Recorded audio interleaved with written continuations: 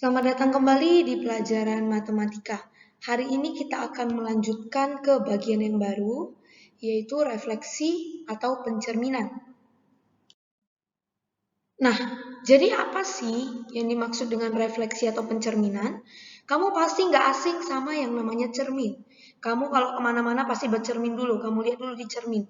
Kira-kira muka kamu udah rapi belum? Rambut kamu udah rapi belum? Muka kamu udah bagus belum? Ya, pasti kamu tiap hari pernah bercermin. Jadi Bu rasa pencermin ini udah nggak asing. Ibu ambil suatu gambar di sini, seorang anak yang sedang bercermin. Kalau kalian bisa lihat, ya, bisa lihat si anak ini bercermin, cerminnya ini nih.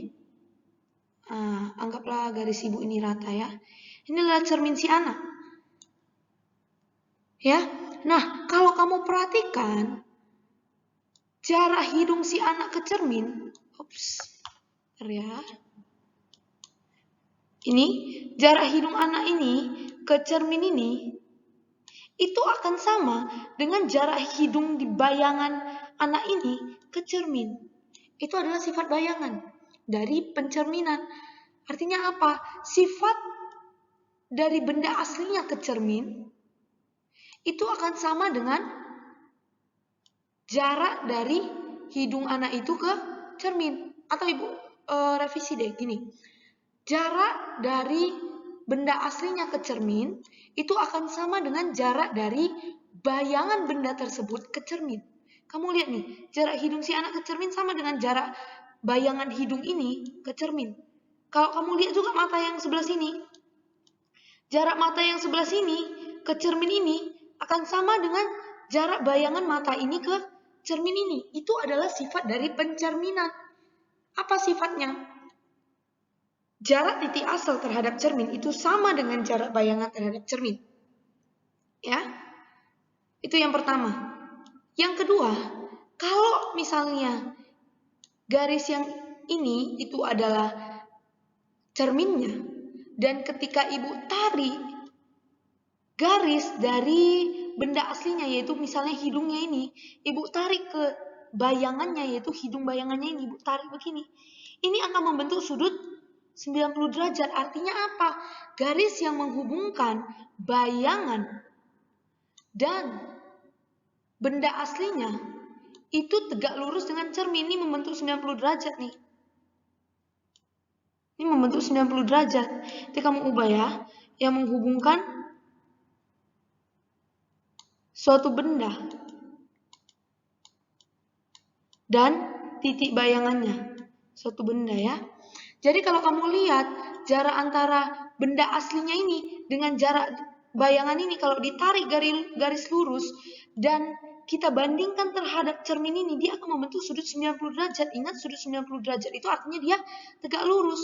Maka didapat sifat yang kedua dari pencerminan, yaitu garis yang menghubungkan benda dan titik bayangan tegak lurus dengan cermin. Itulah sifat dari cermin yang kedua.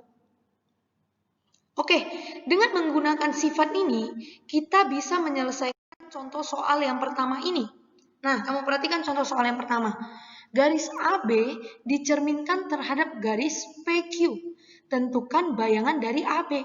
Ingat aja, untuk menyelesaikan ini, kita pakai sifat pencerminan. Nah, di sini dia ada kasih tahu titik A, B yang membentuk suatu garis, ya, itu garis AB. Ingat sifat pencerminan, jarak antara benda asli dengan cermin itu akan sama dengan cermin ke bayangan. Berarti kalau kamu lihat nih, titik A ini, titik asli si A ini, jaraknya terhadap cermin berapa kotak? 1 kotak. Berarti nanti bayangan si A ini pun 1 kotak. Berarti di mana? Ini.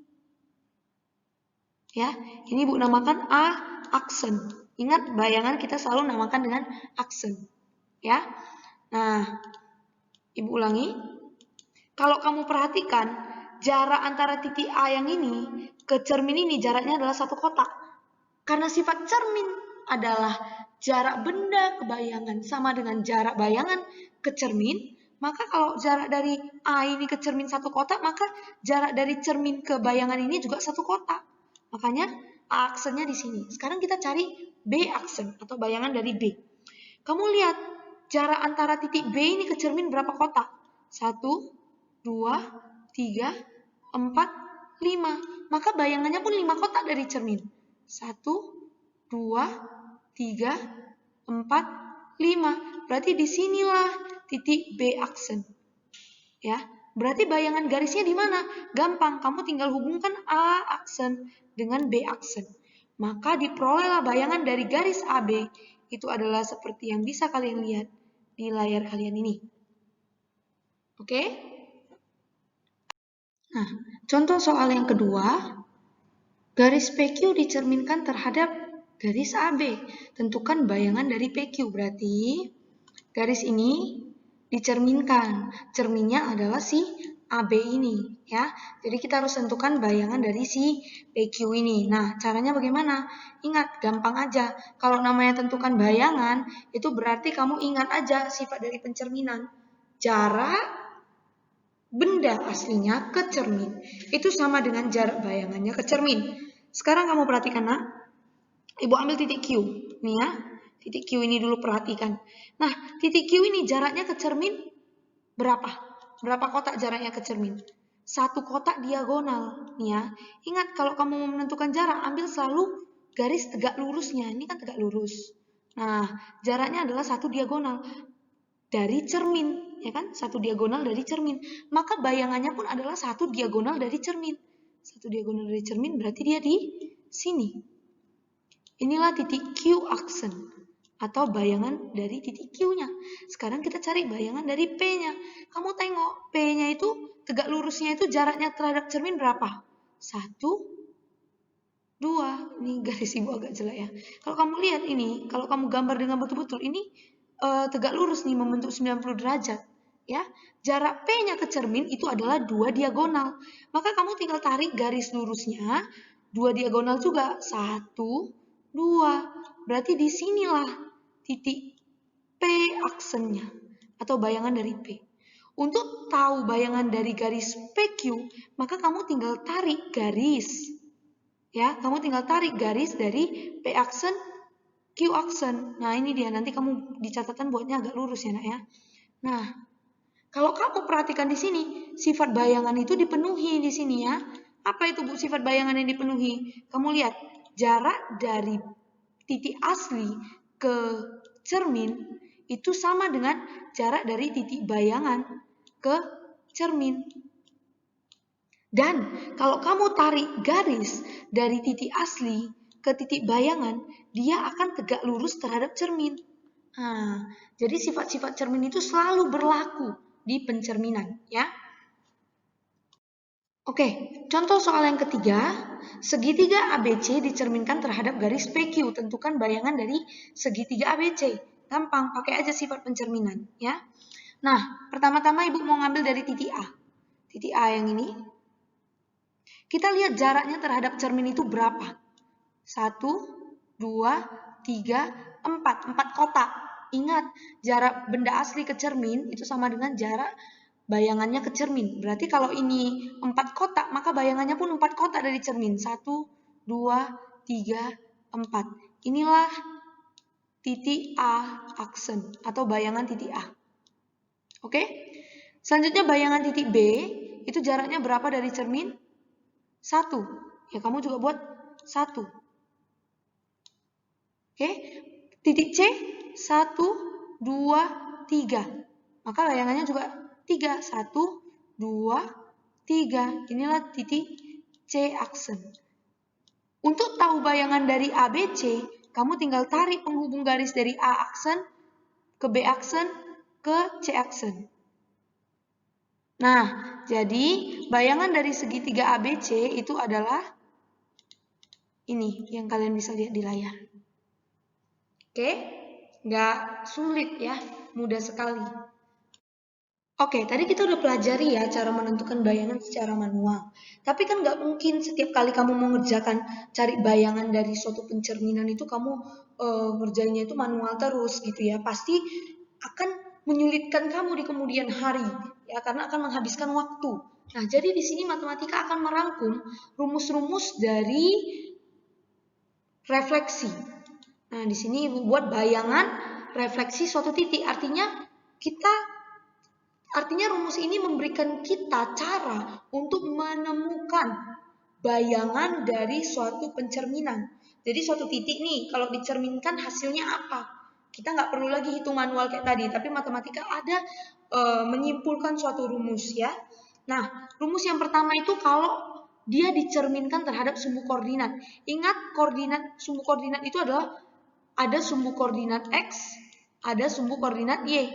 Nah, jadi kalau dia dicerminkan terhadap sumbu koordinat, rumusnya begini. Katakanlah suatu titik A, B, jika kamu refleksikan atau kamu cerminkan terhadap sumbu X, maka hasilnya akan menjadi P aksen, itu untuk menunjukkan bayangan dari P, itu adalah A, min B. Nah, kalau misalnya titik PAB ini direfleksikan terhadap sumbu Y atau dicerminkan terhadap sumbu Y, maka hasilnya adalah minus A, B. Nah, ini supaya kalian lebih mengerti, Ibu kasih contoh. Contoh yang pertama, tentukan bayangan dari titik P 2,3 yang direfleksikan terhadap sumbu X. Ingat, kalau direfleksikan terhadap sumbu X, kamu pakai rumus yang ini. Ya, kamu pakai rumus yang ini. Oke, katanya titiknya adalah P 2,3. Direfleksikan terhadap sumbu X. Pertama-tama kamu harus tahu dulu siapa A-nya, siapa B-nya. Tentu A-nya itu adalah 2, B-nya itu adalah 3. Ya, kan A, B. Berarti A-nya 2, B-nya 3. Direfleksikan terhadap sumbu X. Kalau direfleksikan terhadap sumbu X, dia akan membentuk bayangan. Bayangannya itu adalah A, minus B. A-nya siapa? 2, ini ya. Koma, minus B-nya siapa? 3. Makanya 2, minus 3. Itulah bayangan dari titik P yang direfleksikan terhadap sumbu X. Kamu pakai rumus yang ini. Oke? Bu, tapi aku nggak percaya, Bu, sama jawaban Ibu. Oke, kalau kamu nggak percaya, kita buktikan dengan cara manual seperti yang tadi. P itu adalah 2,3. Gambar dulu titik P 2,3. Itu berarti di sini ya. Ini adalah titik P. Tentukan bayangan dari titik P yang direfleksikan terhadap sumbu X. Mana sumbu X? Ini sumbu X. Berarti cerminnya itu ini. Si sumbu X inilah cerminnya. Ingat, jarak titik asli, ini ya, jarak titik asli ke cermin itu akan sama dengan jarak cermin ke bayangan. Berarti kamu hitung kotaknya itu berapa kotak benda aslinya ke cermin. 1, 2, 3. Maka bayangannya pun 3 kotak. 1, 2, 3. Berarti P aksennya itu di sini. Coba kamu lihat. Benar nggak P aksennya itu 2, minus 3 seperti rumus yang Ibu munculkan? 2, minus 3. Oh betul Bu, berarti bayangannya 2, minus 3. Nah, kenapa kita harus pakai rumus yang ini? Kenapa? Kita harus pakai rumus ini, nanti kita harus pakai rumus ini.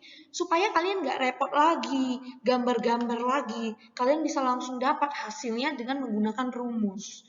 Ya, itulah contoh soal untuk refleksi terhadap sumbu X.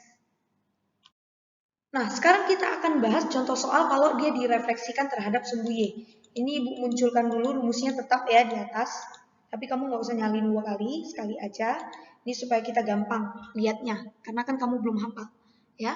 Contoh soal yang kedua, tentukan bayangan dari titik P minus 2,1 yang direfleksikan terhadap sumbu Y. Nah, direfleksikan terhadap sumbu Y, berarti kamu pakai rumus yang ini. Oke, suatu titik minus 2,1 direfleksikan terhadap sumbu Y, maka akan menghasilkan bayangan minus A, B. Ingat, apapun yang terjadi, tentukan dulu siapa A, siapa B. Berarti A-nya adalah minus 2, B-nya adalah 1.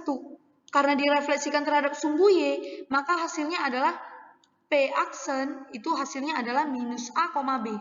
Minus A, B. Berarti hasilnya siapa? Minus A. A-nya siapa tadi di sini? Minus 2. Koma. B. B-nya siapa sini? 1. Berarti bayangannya itu siapa?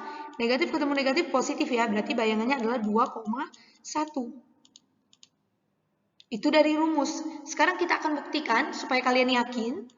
Kita akan buktikan dengan gambar. Titik P itu adalah minus 2,1. Berarti minus 2,1 itu ini titik P-nya ya. Direfleksikan terhadap sumbu Y. Artinya sumbu Y ini adalah cerminnya. Kalau direfleksikan terhadap sumbu Y berarti Y ini adalah cerminnya. Hitung jarak asli ke cermin. 1, 2. Berarti bayangannya pun 2. 1, 2. Berarti di sini adalah P aksen atau bayangannya. Kita lihat posisi dari P aksen itu. 2,1. Ya, 2,1. Benar ya, 2,1. Nah, jadi kedepannya kamu nggak perlu gambar-gambar begini lagi, kecuali kalau diminta. Kamu boleh langsung pakai rumus ini. Sumbu X atau sumbu Y tergantung soal. Ya. Oke, selanjutnya kita akan masuk bagian terakhir dari contoh refleksi terhadap sumbu koordinat. Ini Ibu tetap munculkan biar kamu hafal. Ya. Nah, contoh soal yang ketiga, tentukan bayangan dari titik A 4,6 yang direfleksikan terhadap sumbu X. Berarti kamu pakai rumus yang mana nih? Kamu pakai rumus yang pertama, karena refleksi terhadap sumbu X. Ibu caplok dulu rumusnya, PAB menjadi A, minus B. Nah, sekarang yang mau direfleksikan tuh titik apa? Titik A, yaitu 4,6. Apapun yang terjadi, tentukan dulu siapa A, siapa B. Berarti A-nya adalah 4, B-nya adalah 6. Direfleksikan menjadi A, minus B. A, minus B. A-nya adalah 4, minus B. B-nya adalah 6. Makanya di sini minus 6. Sehingga bayangannya adalah 4, minus 6. Nggak susah. Contoh soal yang terakhir. Tentukan bayangan dari minus 5, minus 2 yang direfleksikan terhadap sumbu Y. Berarti kamu pakai rumus yang ini. Ya kan? Kamu pakai rumus yang ini. Ibu caplok dulu rumusnya ke sini. Sekarang kita refleksikan. Pertama-tama kamu harus tentukan siapa A, siapa B. Berarti A-nya adalah minus 5, B-nya adalah minus 2. Ingat kalau direfleksikan terhadap sumbu Y, hasilnya adalah minus A, B. Minus A, siapa A-nya? Minus 5. Koma B, siapa B-nya? Minus 2. Minus ketemu minus positif, berarti jadi 5, minus 2. Makanya hasil bayangannya adalah 5, minus 2. Ya. Nah, sampai di sini pelajaran kita. Kita berhenti dulu sampai di refleksi terhadap sumbu koordinat. Kamu mahirkan diri kamu berlatih cara menentukan bayangan refleksi suatu titik terhadap sumbu koordinat. Ya, refleksi terhadap sumbu koordinat. Kamu lancarkan, semoga pelajaran hari ini bermanfaat. Kalau ada yang kurang paham, kamu bisa play ulang videonya. Kalau kurang paham lagi, kamu boleh chat Ibu. Ya. Nah, minggu depan kita akan lanjutkan ke refleksi terhadap yang lain. Oke? Semoga pelajaran hari ini bermanfaat. Tetap jaga kesehatan kalian, pakai masker. Selamat pagi, Amin Tofo.